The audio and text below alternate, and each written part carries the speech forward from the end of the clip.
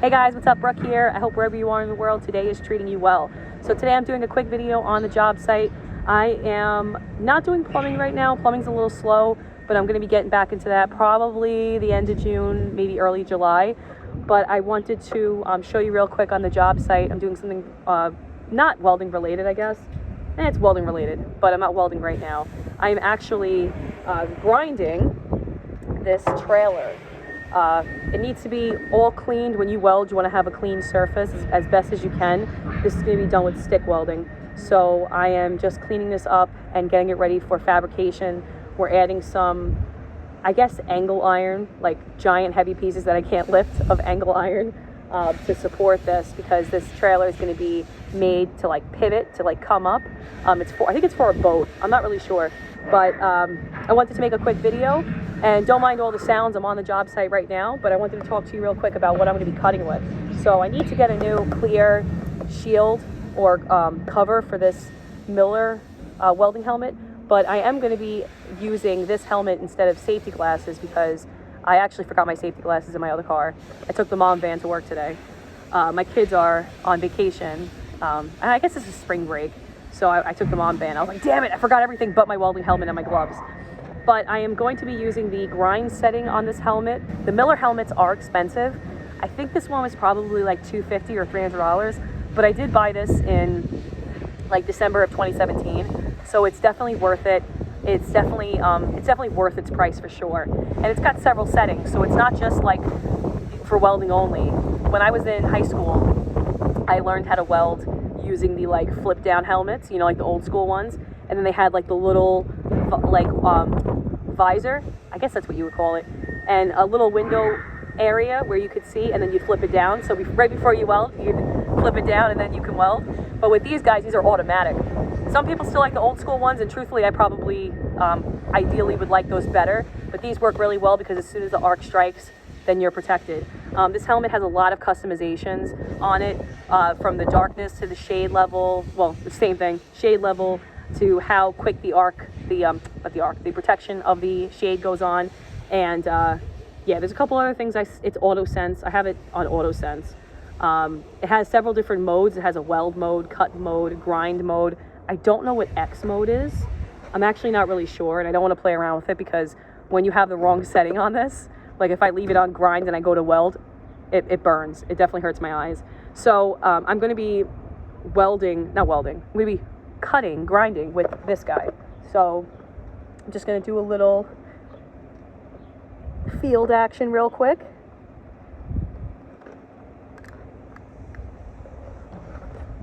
Okay, and these are my Carhartt gloves. I like them. They work really well. I have like all different types of work gloves that I use, but I like these because they're also like a little feminine. I'm looking for my earplug. I'm always doing that and people look at me like, what are you doing? Because I constantly use this front pocket for my earplugs. Now, I don't know where this guy is. Another thing you always want to do is to make sure you have ear protection. So friggin' important. People do not take care of their ears. And I can tell you stories. I'll do story times of seeing how many deaf people are on this job site. Especially if you see like older welders. You know, when people talk about welding, they're like, oh, well, it's not that, you know, you're sitting in one spot. How dangerous is it? It's very dangerous. You're exposed to different chemicals, fumes, toxins, and even the humming of the welding machine is very loud, specifically the TIG welding machine. The stick welding machine's loud too, but the high frequency of the TIG welding machine's like, especially if you're doing aluminum. And then over time, people are like, oh, it doesn't bother you over time. And I'm like, yeah, because you're going deaf. So use your friggin' earplugs. But anyway, I'm just going to grind for a little bit. And some people are scared of these. Usually you're supposed to have some kind of guard, but whoops. But I don't on this one particular. It is dangerous. You should always have a guard, but I can't always get to where I need to. So go into this guy. Just jump right into this.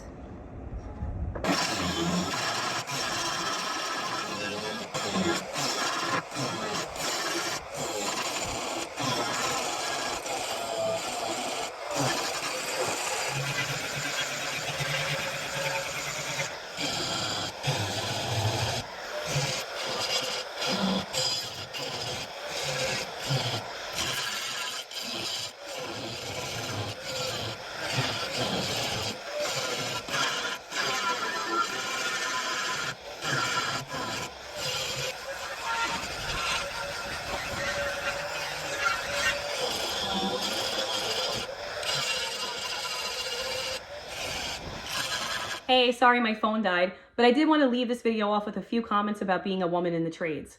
Now, I have to be honest, when I first started welding, I was like, there's no way I'm ever going to stick with this. What do you even do with welding? What is it even used for? You know, being just like a very, I don't know, ignorant 14-year-old kid, right? Had no idea how the world even worked. But I have to say, I'm really happy that I took welding over cosmetology. That was my other option that I didn't want to do. I learned so much from being in the field, and that really helped. That confidence of welding helped me to branch off into plumbing. Now, plumbing is a completely different beast, and I have to say that between the two, it's been a lot harder learning how to be a plumber than it has been a welder. But there are people that tell me welding's so hard. I meet plumbers that have been plumbers for 30 years that are like, how do you do welding? I couldn't even pick up a rod. I have no idea what to do with it. So it's interesting how you hear different takes. And I feel like as a woman, learning different trades and not, I don't want to say mastering, because I don't think I'm a master welder. I know that I'm experienced, and there's definitely things that I can work more on, like stainless steel, which I don't do too much, but it is something that, you know, I can definitely do more and get better at and things like that. But I feel like when you have these skills, and I am an apprentice for being a plumber, but I am definitely learning more than I did when I first walked in. I know way more than I did when I first walked in. But having these skills in your tool belt really help elevate you. I want to say like your confidence. You know, even though I feel like, oh, I'm so stupid, I can't do this, I can't do that, I can't lift this, I can't lift that.